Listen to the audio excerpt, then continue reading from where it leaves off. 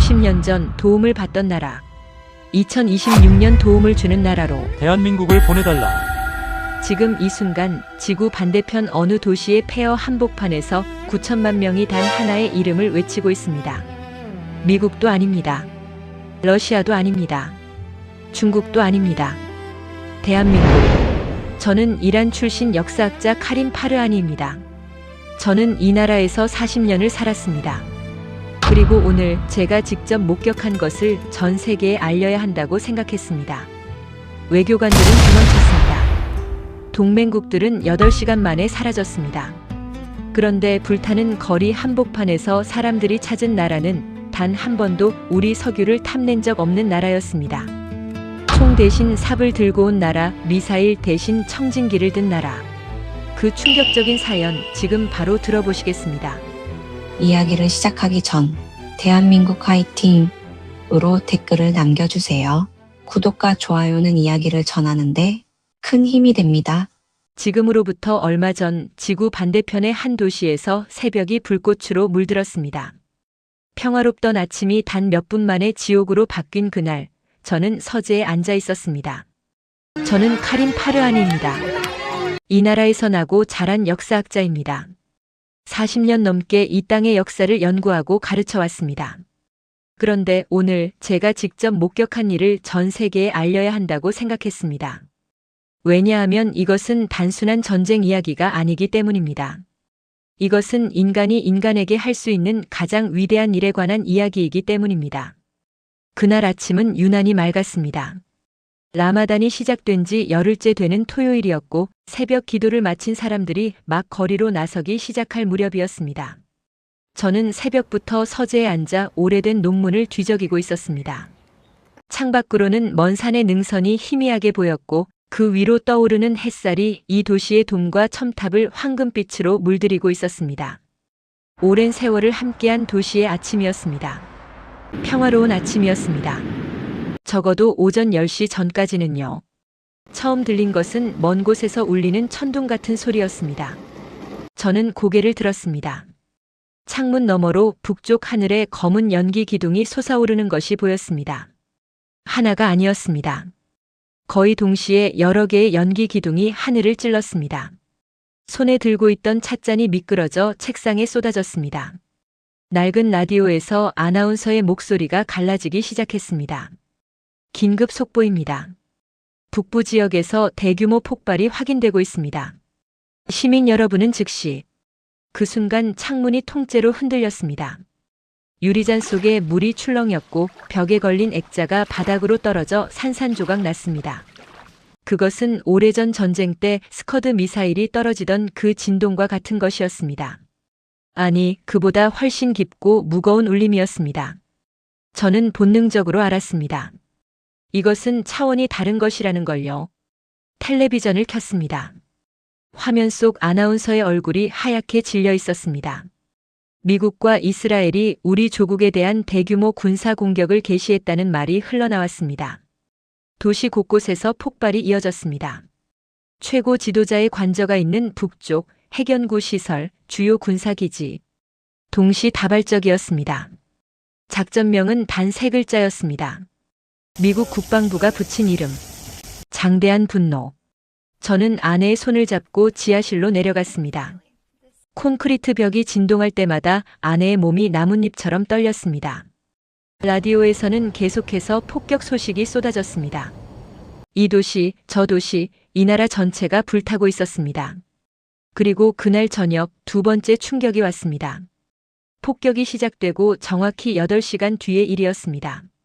각국 대사관이 밀집한 외교구역에서 가장 먼저 움직인 것은 중국 대사관이었습니다. 어둠 속에서 검은색 차량 행렬이 줄줄이 대사관 정문을 빠져나왔습니다. 국기조차 내리지 않았습니다. 그냥 떠났습니다. 고작 8시간 만에 수십 년간 전략적 동반자라 불렸던 나라의 대사관이 짐을 싸 도망친 것입니다. 러시아 대사관은 그보다 4시간이 늦었습니다만 그 차이는 양심 때문이 아니었습니다. 단지 파기해야 할 기밀 문서가 더 많았을 뿐이었습니다. 다음 날 아침 이웃집 청년이 반쯤 찢어진 신문을 가져다 주었습니다. 기사 제목은 단 한 줄이었습니다. 우방이 떠났다. 저는 그 제목을 3번 읽었습니다. 그리고 조용히 신문을 내려놓았습니다. 입에서 낮고 쓸쓸한 한마디가 흘러나왔습니다. 역시 그랬군. 40년간 중동 외교사를 연구해온 학자로서 예상은 했습니다. 러시아가 우리에게 판 것은 우정이 아니라 무기였고 중국은 우리의 석유를 수십 년간 헐값에 사들이며 전략적 동반자라는 아름다운 이름을 붙여줬을 뿐이었습니다. 하지만 막상 현실로 닥치자 씁쓸함은 예상보다 훨씬 깊고 무거웠습니다. 테헤란 남부의 한 시장 골목에서 한 노인이 중얼거리는 영상이 끊겼다 이어지는 인터넷 사이로 퍼져나갔습니다. 결국 우리 기름만 노린 거였지. 석유가 안 나오는 나라였으면 전화번호도 안 줬을 거야. 그 목소리에는 눈물도 없었습니다. 너무 많이 울어서 마른 것인지 아니면 이미 오래전에 알고 있었던 것인지 어쩌면 둘 다였을 것입니다. 폭격 사흘째 전력의 절반이 끊겼습니다. 수도관이 파열되어 식수 공급도 불안정해졌고 병원에는 부상자들이 넘쳐났지만 의약품은 바닥을 드러내고 있었습니다. 그리고 바로 그때 전 세계가 예상하지 못한 장면이 펼쳐지기 시작했습니다. 사람들이 거리로 쏟아져 나오기 시작한 것입니다. 폭격을 피해 숨었던 사람들이 아니었습니다. 오히려 반대였습니다. 지하에서 올라온 사람들이었습니다. 그들의 손에는 무기가 없었습니다. 총도 없었고 화염병도 없었습니다. 대신 그들이 들고 있던 것, 그것이 이 이야기의 핵심입니다. 하지만 그 이야기를 하기 전에 먼저 50년 전으로 돌아가야 합니다. 1977년의 여름은 지독했습니다. 정오만 되면 아스팔트가 녹아내릴 것처럼 아지랑이가 피어올랐고 그늘 없는 거리에서는 숨 쉬는 것조차 고역이었습니다. 하지만 그해 여름, 이 도시 북부의 한 거리에는 이상한 열기가 감돌고 있었습니다. 거리 양쪽으로 두 나라의 국기가 나란히 걸려 있었고 언어도 얼굴도 다른 사람들이 한 방향을 바라보며 서 있었습니다. 24살의 저 카림 파르하니는 그날 지도 교수의 심부름으로 그 행사장에 나갔을 뿐이었습니다. 거창한 기대는 없었습니다. 외교 의전이란 원래 그런 것이었으니까요. 형식적인 악수, 형식적인 미소, 형식적인 우정. 강대국들이 우리에게 보여준 것은 늘 그런 것이었습니다. 그런데 그날의 풍경은 달랐습니다. 거리 한편에 트럭 한 대가 서 있었습니다. 그 트럭에서 내린 남자들은 양복 차림이 아니었습니다. 땀에 젖은 작업복을 입고 얼굴이 사막의 햇볕에 새카맣게 그을린 젊은이들이었습니다. 대한민국에서 온 건설 근로자들이었습니다. 저는 그 장면이 이상하다고 생각했습니다. 외교 행사장에 왜 노동자들이 있는 걸까? 그때 그 젊은이들 중 한 명이 현지 인부와 함께 무거운 표지석을 내리고 있었습니다. 석판에는 2가지 문자가 새겨져 있었습니다. 한국어와 페르시아어. 두 도시와 두 시민의 영원한 우위를 다짐하며 이 거리에 서울로라는 이름을 붙인다는 내용이었습니다.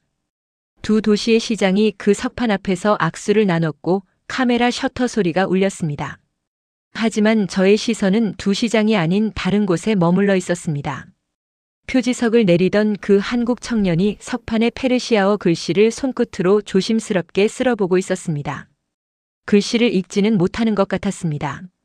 하지만 그 손끝에 담긴 정성은 글씨를 읽는 것보다 더 많은 것을 말하고 있었습니다. 저는 호기심이 생겨 그에게 다가갔습니다. 서툰 영어로 물었습니다. 여기 뭐라고 써 있는지 알아요? 한국 청년이 고개를 저었습니다. 그리고 부끄러운 듯 웃으며 역시 서툰 영어로 대답했습니다. 모릅니다.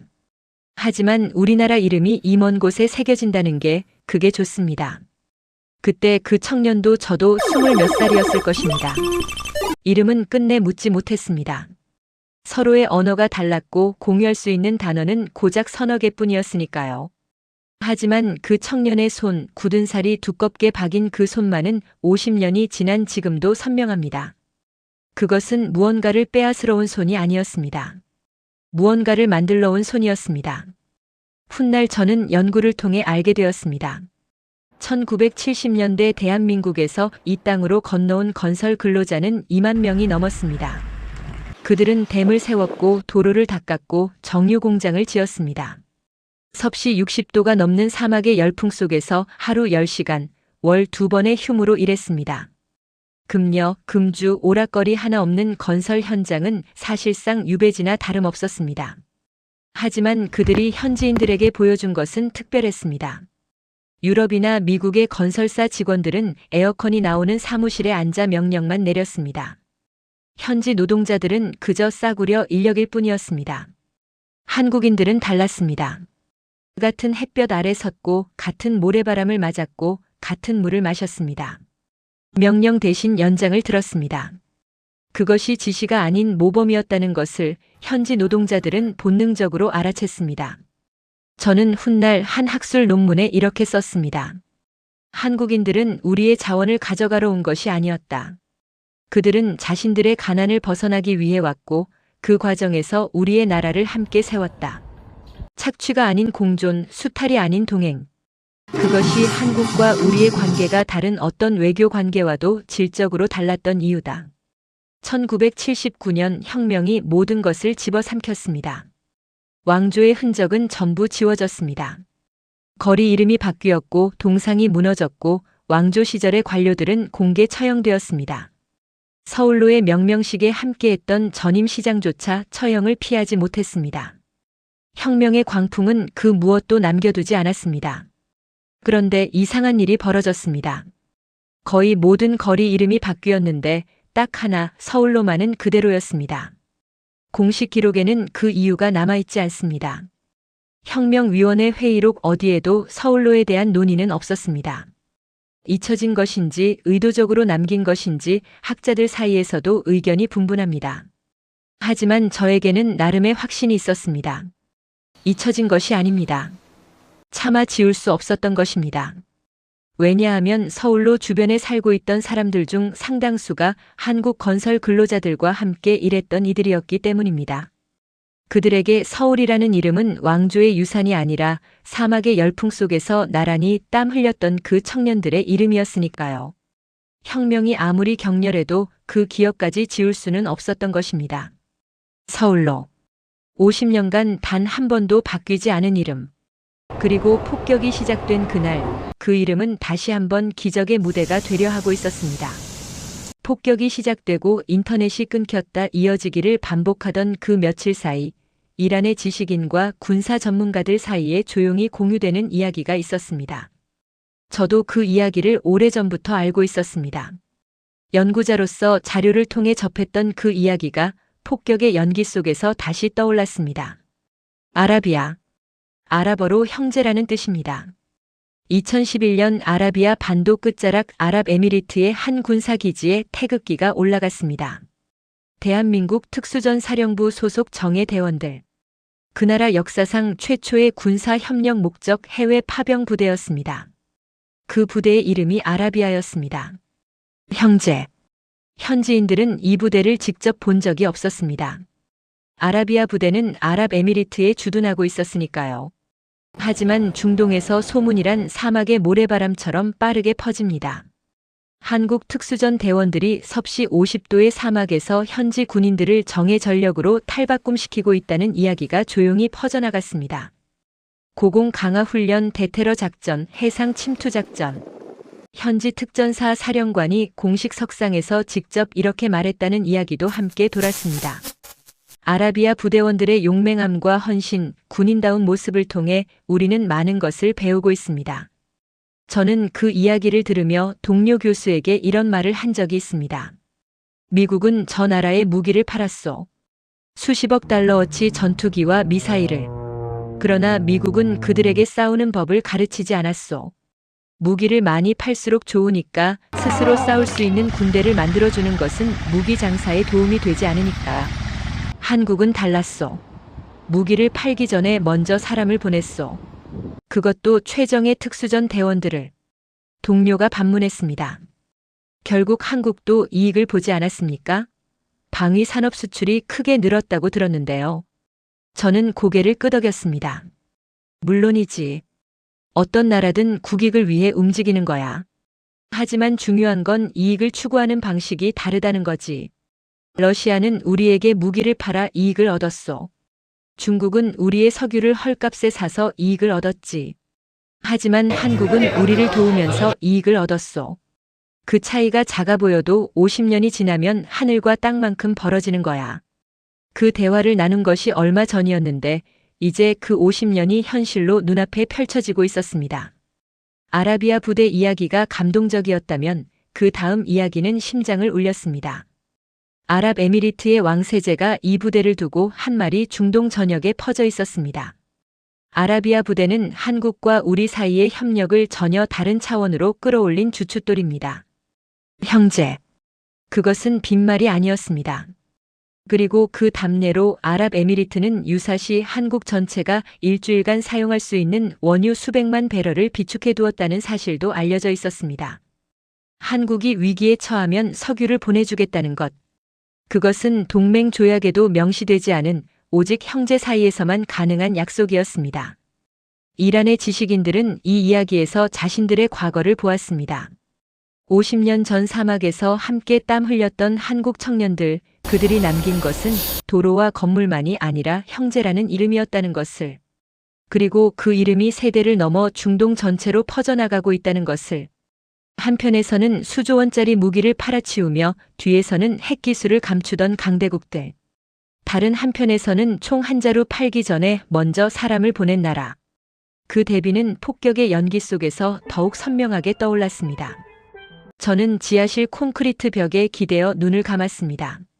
머릿속에서는 젊은 시절 아버지에게 들었던 이야기가 떠올랐습니다. 아버지는 1970년대 건설 현장에서 한국인 감독과 함께 일했던 분이었습니다. 아버지가 자주 하시던 말씀이 있었습니다. 그 친구들은 우리를 사람으로 대했다. 유럽 사람들은 우리를 도구 보듯 했지만 한국 친구들은 달랐어. 같이 밥을 먹고 같이 웃고 같이 땀을 닦았지. 말은 통하지 않아도 마음은 통했어. 아버지는 그 이야기를 할 때마다 눈가가 촉촉해지셨습니다. 저는 그때 어린 마음에 왜 그러시는지 이해하지 못했습니다. 이제는 압니다. 사람이 사람에게 사람으로 대우받는 것, 그것이 얼마나 귀한 것인지를, 그리고 그 귀한 기억이 얼마나 오래 남는 것인지를. 폭격이 계속되는 동안 인터넷이 끊겼다 이어지는 불안정한 접속 사이로 아라비아 부대의 훈련 영상이 퍼져나가기 시작했습니다. 사막 한복판에서 고공 강화를 하는 한국 특전사 대원들. 현지 군인들과 어깨를 나란히 하고 달리는 장면. 형제라는 글씨가 새겨진 부대 마크. 그리고 그 옆에 러시아와 중국 대사관이 캄캄한 새벽에 짐을 싸서 도망치는 영상이 나란히 올라갔습니다. 이란의 젊은이들은 두 영상을 번갈아 보았습니다. 말이 필요 없었습니다. 50년의 차이가 두 영상 속에 고스란히 담겨 있었으니까요. 그리고 그 영상들 뒤에 또 하나의 이야기가 기다리고 있었습니다. 총 대신 청진기를 든 군인들의 이야기였습니다. 동력에서 온 밝은 빛. 그것이 그 부대의 이름이 가진 뜻입니다. 2007년 7월 대한민국은 레바논 남부 분쟁 지역에 350명 규모의 유엔 평화유지군을 파견했습니다. 동력부대.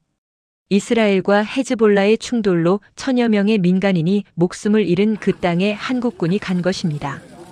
임무는 감시와 정찰, 불법 무기와 무장 세력의 유입을 차단하는 것이었습니다. 위험한 임무였습니다. 하지만 동력부대가 세계를 진정으로 놀라게 한 것은 전투력이 아니었습니다. 그들이 한 일은 이런 것이었습니다. 매주 5개 마을을 순회하며 주민들을 진료했습니다. 내과, 치과, 성형외과, 수술과까지. 유엔 레바논 임무단 전체에서 이동식 치과 버스를 운영한 것은 동력부대가 유일했습니다. 충치 치료, 스케일링 발치. 병원에 갈 수 없는 가난한 마을 사람들에게 그것은 기적과 같았습니다. 여성들에게는 재봉 교실과 비누 만들기 교실을 열어 자립 기반을 마련해 주었습니다. 아이들에게는 태권도와 한국어를 가르쳤습니다. 도로를 깔고 정수 시설을 세우고 지역 자립을 위한 소규모 공장까지 지원했습니다. 파병 기간 동안 동력부대가 직접 진료한 현지 주민의 수는 14만 명에 달했습니다. 그리고 그 중에는 3명의 청각장애 어린이가 있었습니다.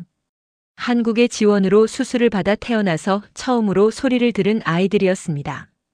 레바논 현지 주민들은 동력부대를 무엇이라 불렀을까요? 신이 내린 선물.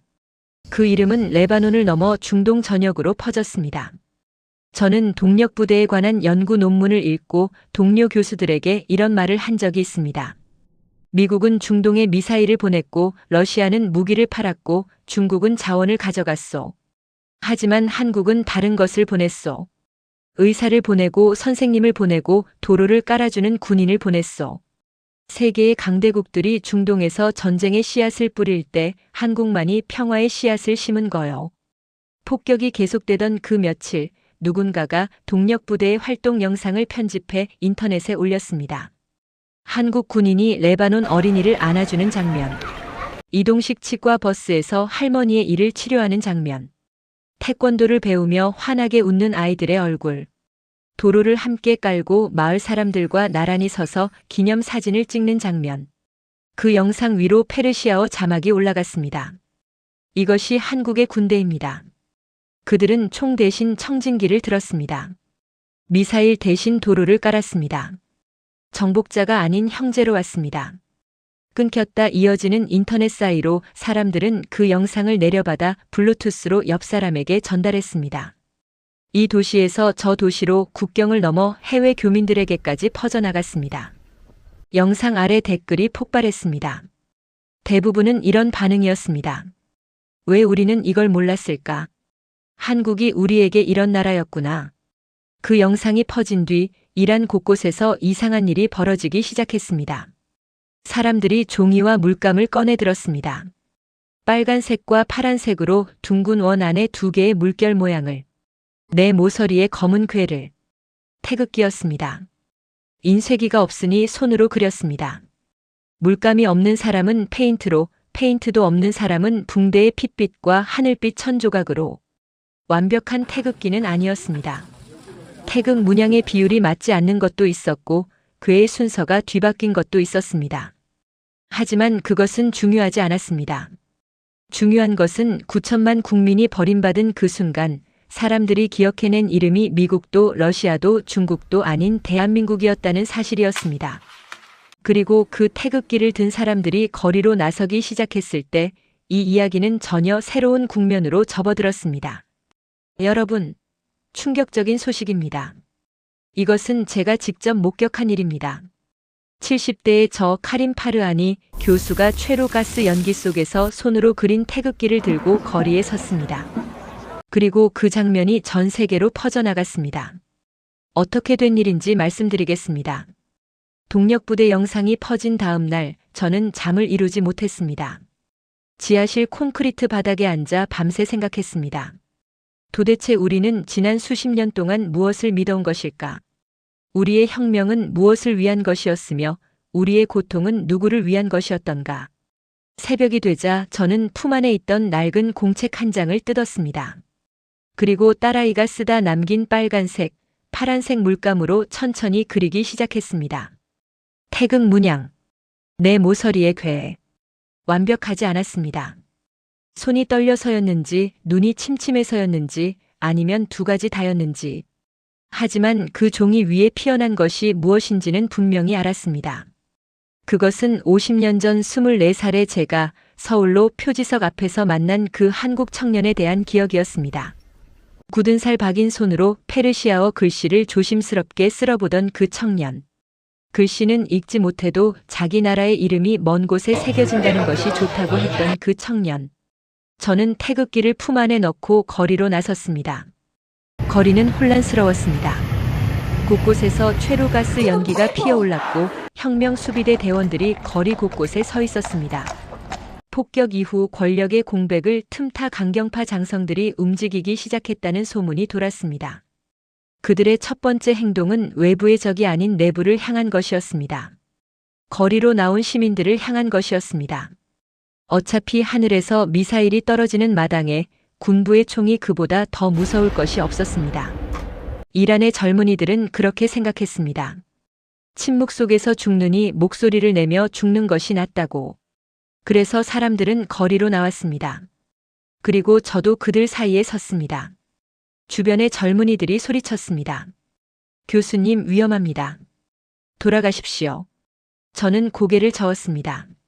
젊은이들이 거리에 서 있는데 늙은이가 집에 숨어 있을 수는 없지 않소. 그 말에 주변이 잠시 멈칫했습니다. 70대의 노학자가 최루탄 연기 속에서 떨리지 않는 목소리로 말하고 있었으니까요.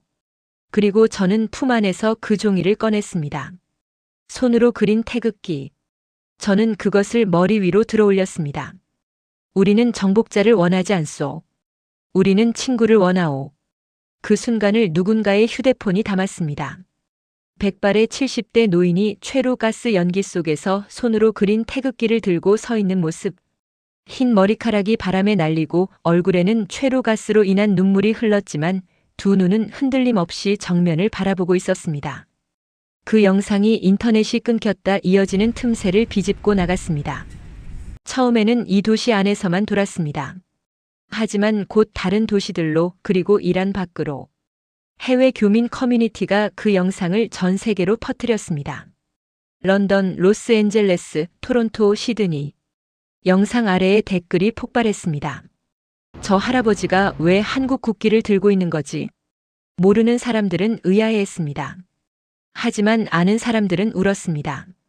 서울로 70년대의 건설 근로자들, 아라비아 부대, 동력 부대, 이 두 나라 사이 50년의 역사를 아는 사람들은 그 태극기가 무엇을 의미하는지 단번에 알아챘습니다.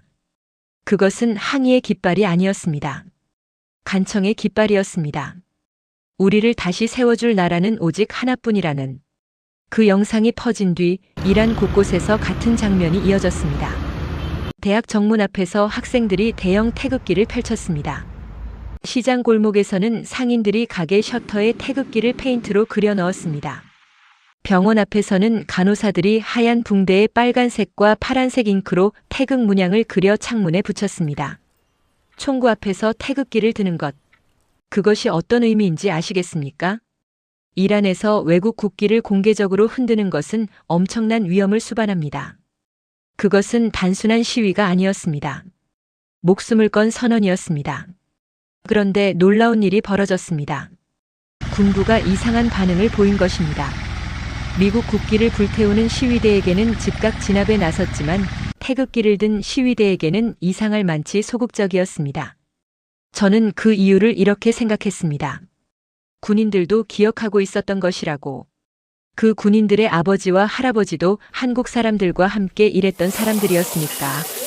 한국이라는 이름은 어떤 정치적 진영과도 연결되지 않은 유일한 이름이었습니다. 왕조 시대에도 혁명 뒤에도 제재 속에서도 남아있었던 이름. 그 이름에 총을 겨누는 것은 자기 자신의 기억에 총을 겨누는 것과 같았을 것입니다. 태극기 물결은 계속 번져나갔습니다. 그리고 사람들의 함성은 하나로 모아졌습니다. 한국의 재건 부대를 보내달라. 정복자가 아닌 친구를 보내달라. 우리는 미국도 러시아도 믿지 않는다. 오직 한국만이 우리를 다시 세울 수 있다.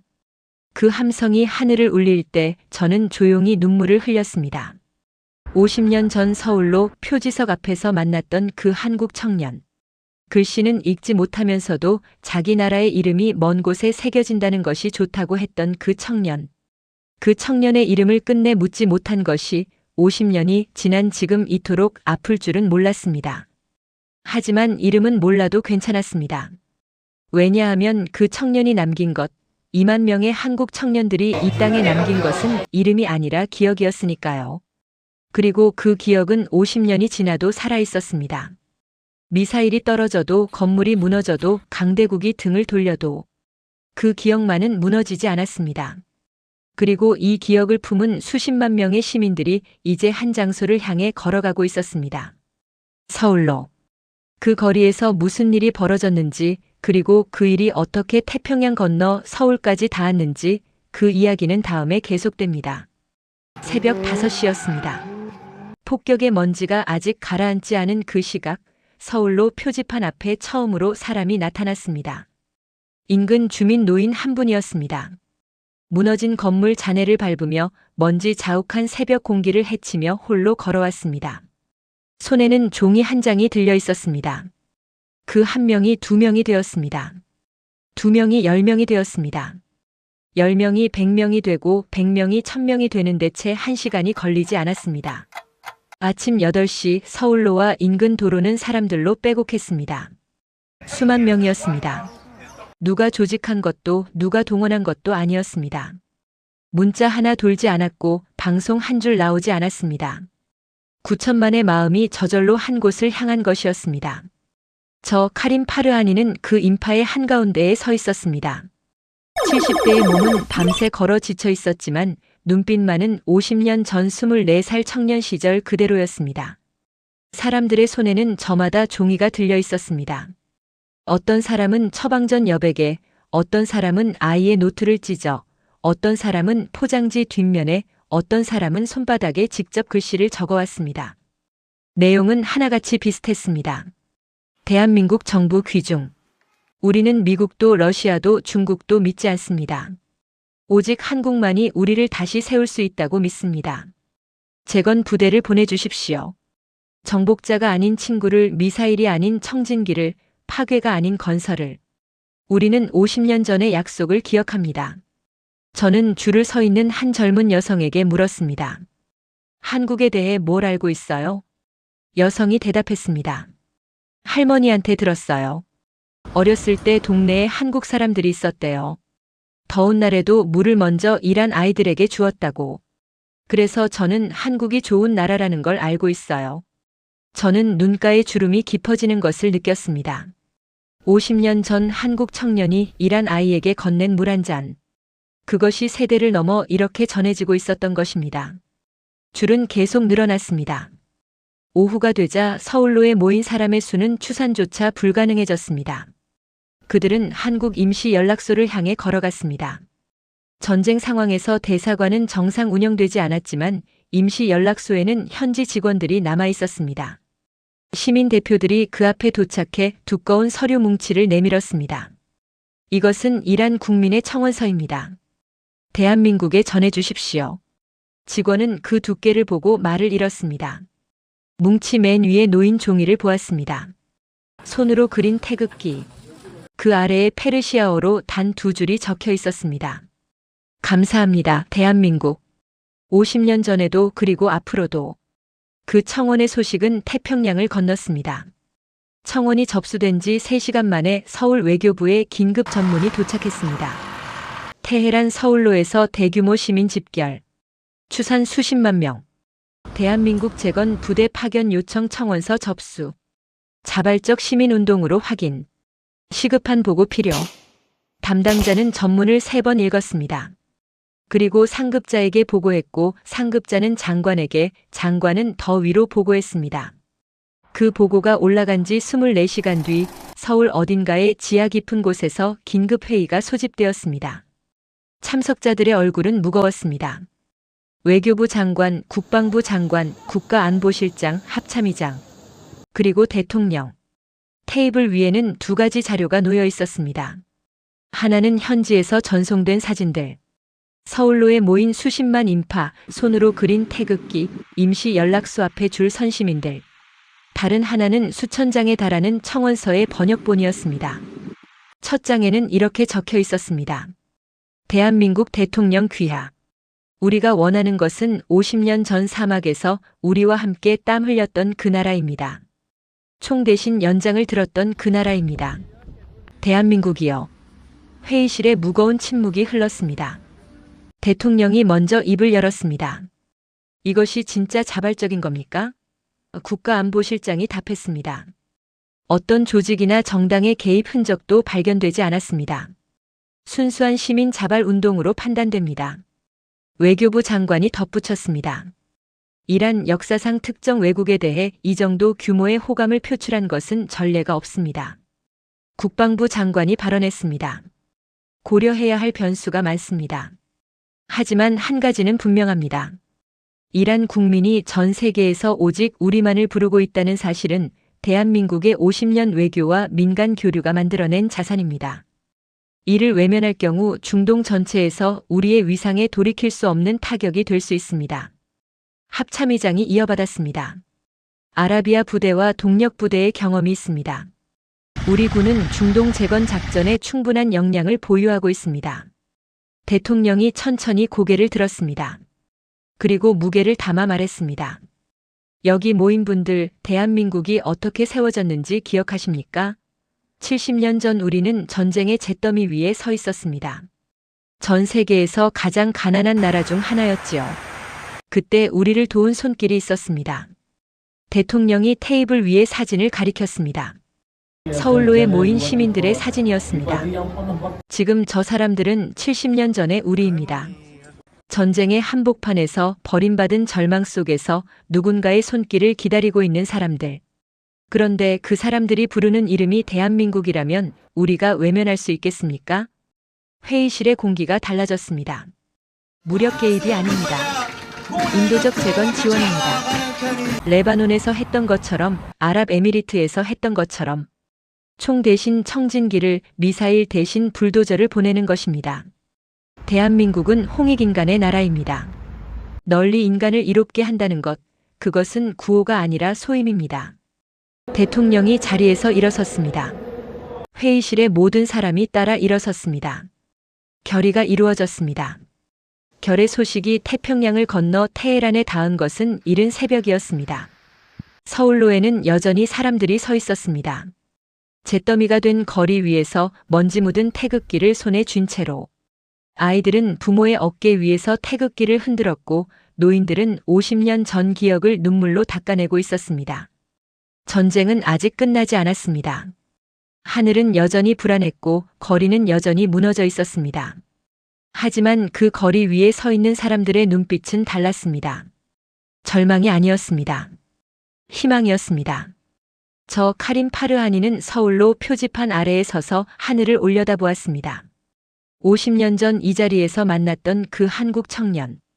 페르시아어 글씨를 읽지도 못하면서 손끝으로 조심스럽게 쓸어보던 그 청년. 굳은 살 박인 손으로 자기 나라의 이름이 먼 곳에 새겨진다는 것이 좋다고 했던 그 청년. 저는 끝내 그의 이름을 알지 못했습니다. 하지만 이제는 압니다. 그 이름이 중요하지 않았다는 것을. 왜냐하면 그 청년의 이름은 대한민국이었으니까요. 2만 명의 한국 청년들, 아라비아 부대의 특전사 대원들, 동력 부대의 군의관들, 그리고 지금 이 순간 이란을 위해 결의를 내린 서울의 그 사람들. 그들 모두의 이름이 대한민국이었습니다. 저는 서울로 표지판을 손끝으로 쓸었습니다. 50년 전 그 청년이 페르시아어 글씨를 쓸었던 것처럼. 그리고 떨리는 목소리로 중얼거렸습니다. 감사합니다, 대한민국. 당신들은 우리의 기름을 가져간 적이 없습니다. 당신들은 우리에게 무기를 판 적이 없습니다.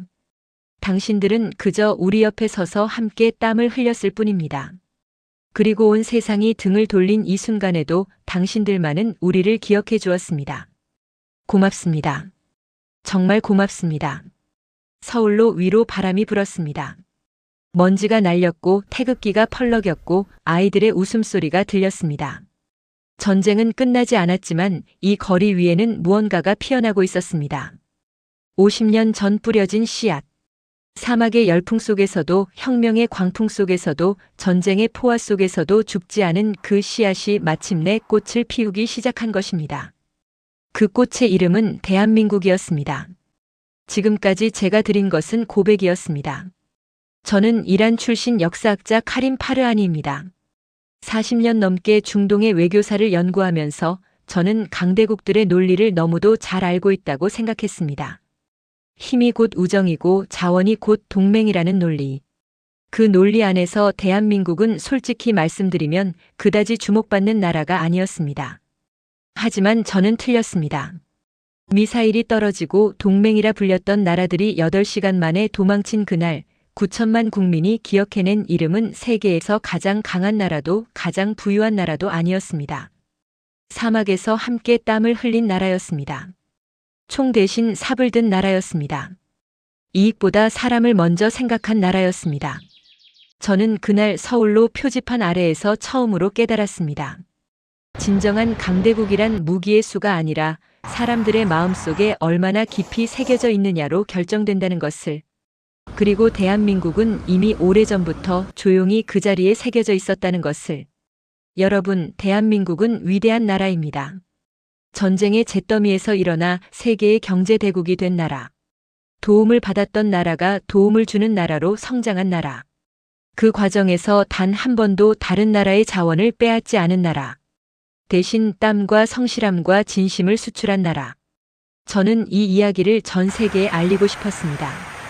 왜냐하면 대한민국의 위대함은 대한민국 국민 스스로보다 그 은혜를 받은 사람들이 더 잘 알고 있기 때문입니다. 대한민국 국민 여러분, 부디 자랑스러워 하십시오. 여러분의 아버지와 할아버지가 사막에서 흘린 땀이 지금 이 순간에도 지구 반대편 어딘가에서 꽃으로 피어나고 있습니다. 그 꽃을 가꾼 것은 거창한 외교가 아니었습니다. 굳은 살 박인 손 하나, 더운 날 건넨 물 한 잔, 말은 통하지 않아도 나눈 웃음 하나였습니다. 그것이 대한민국의 힘이었습니다. 그것이 50년이 지나도 지워지지 않는 이유였습니다. 대한민국 파이팅입니다. 이 이야기가 감동이 되셨다면 좋아요와 구독 꼭 부탁드립니다. 여러분의 응원이 이런 이야기를 더 많이 세상에 알릴 수 있는 힘이 됩니다. 댓글로 대한민국을 응원하는 한마디도 남겨주시면 정말 감사하겠습니다. 지금까지 감동온이었습니다.